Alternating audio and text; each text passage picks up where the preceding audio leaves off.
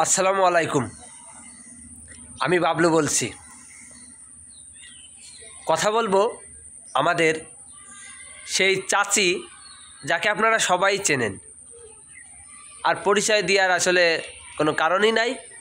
উনি হলো আমাদের ধর্ষক হিটু শেখের মাকে নিয়ে। আপনারা জানেন কিছুদিন ধরে হিটু শেখের মা একটা ঘরের জন্য অনেক চেষ্টা করছেন। জনগণের কাছে অনেকভাবে আকুতি মিনতি করে উনি ঘর চেয়েছেন। ওনাকে আসলে এই পর্যন্ত কেউ একটা ঘর দিইনি। এক একজন এক একভাবে আসলে ওনাকে ভিডিও করেছে এবং তুলে ধরেছে যে ওনাকে একটা ঘর দেন, কিন্তু তারপরও ওনাকে কেউ ঘর দিচ্ছে না। তার মূল কারণ ওনার কথাও মানুষের ভালো লাগে না, ওনারও মানুষের প্রতি কোনো আস্থা ভরসা নাই, ওনার কথাই বোঝা যায়। এবং ওনার ছেলে যে হিটু শেখ, সেও আসলে মূলত একটা জঘন্য ছিল। সব মিলিয়ে তার ফ্যামিলি কারণে হিটু শেখের মাকে কেউ ঘর দিচ্ছে না।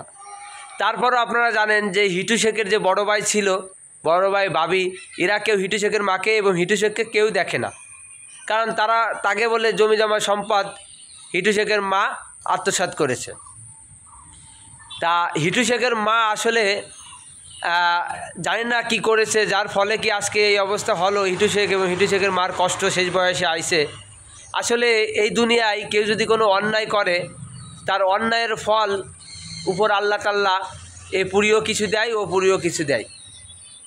তা মেন কাহিনী হলো যে আমি একটা অনলাইনে একটা ভিডিওই দেখতে পারলাম যে হিটু শেখের মা নাকি যে তার ভাগের যে 2 শতক জমি আছে, সেই 2 শতক জমি বিক্রি করে হিটু শেখের যে 3 শতক জমি আছে, টোটাল জমি তাদের 5 শতক।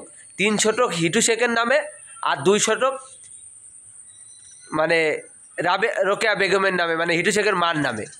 এখন সেই 2 শতক বিক্রয় করে ওই 3 শতকের পারে ওই 2 শতকের টাকা দিয়ে হিটু শেখের মা ঘর করবেন।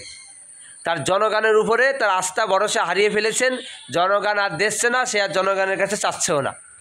সে বলেছেন যে আমি আমার এই 2 শতক জমি বিক্রি করে যে কয় টাকা হয়, সেই টাকা দিয়ে আমি 3 শতক জমির পরে ঘর বানাবো, কিন্তু আমি ঘর বানাবই।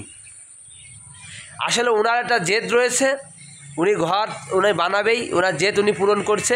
এটা আসলে কোনো অন্যায় না, কারণ যার যার আসলে স্বপ্ন, যার যার আসলে চিন্তা ভাবনা, সে সেটাই করুক। ওনাকে আপনারা সাহায্য করতে কেউ পারেননি, সাহায্য না করলেও সমস্যা নাই, করলেও সমস্যা নাই। উনি যদি ওনার ইচ্ছা পূরণ করে উনি করুক।